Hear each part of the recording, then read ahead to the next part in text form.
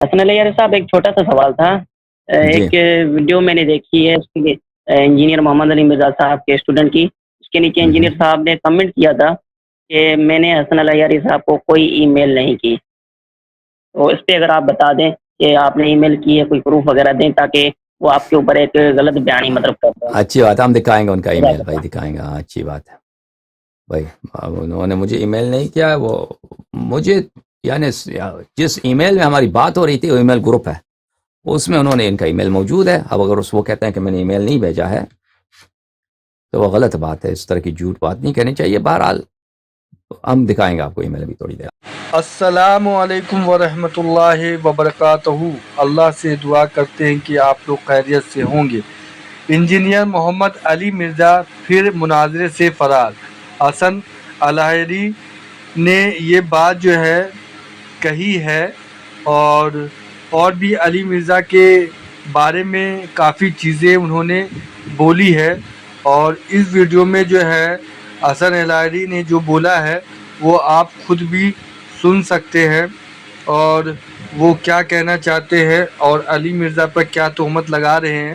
تو یہ سب چیزیں جو ہے وہ آپ کو اس ویڈیو میں دیکھنے کو ملے گا، اور اس کا جواب جو ہے وہ علی مرزا کیا دیتے ہیں وہ بھی ہم دیکھیں گے۔ تو اللہ سے یہی دعا کرتے ہیں کہ اللہ ہم سب کو حق بات بولنے کی توفیق عطا فرمائے اور غلط باتوں سے بچائے، اور اللہ کے رسول کے بتائے ہوئے راستے پر ہم لوگ چلیں۔ آمین ثم آمین۔ اگر مستری صاحب فرماتے ہیں کہ انہوں نے ہمیں خط نہیں لکھا، ای میل نہیں لکھا، ملاحظہ فرمائیے عزیزوں، یہ میرا ہے، حسن اللہ یاری نے لکھا۔ عظمت سب اللہ کی ہے، ٹھیک ہے نا۔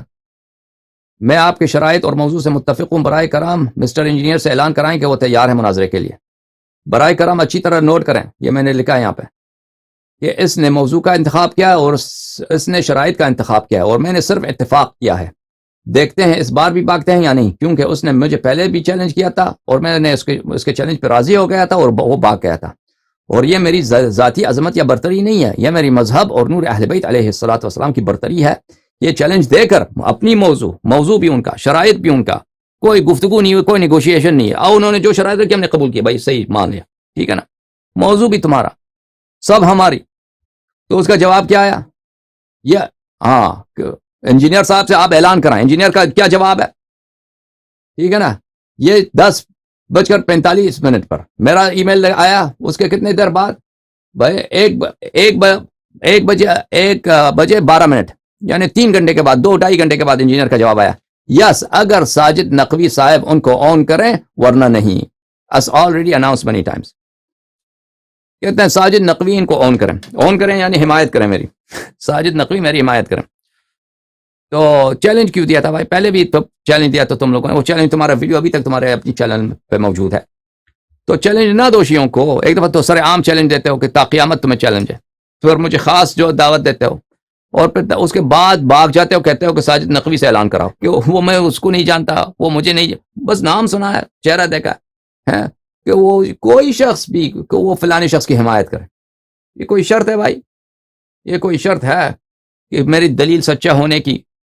کوئی بہرحال یہ بھاگنے کا طریقہ نہ، شرط ایسا رکھو کہ کبھی مناظرہ نہ ہو۔ ہم مناظرے کے متمنی نہیں ہیں مسٹر انجینئر سے، ہم اس کو اہل بھی نہیں سمجھتے اپنے گفتگو کا یا اپنے مناظرے کا، اس میں اتنی علمیت ہی نہیں ہے۔ میں نے کہا نا کہ اس کو مجھے شک ہے کہ وہ عربی عبارت بھی صحیح پڑھ سکتا ہے، نہیں پڑھ سکتا۔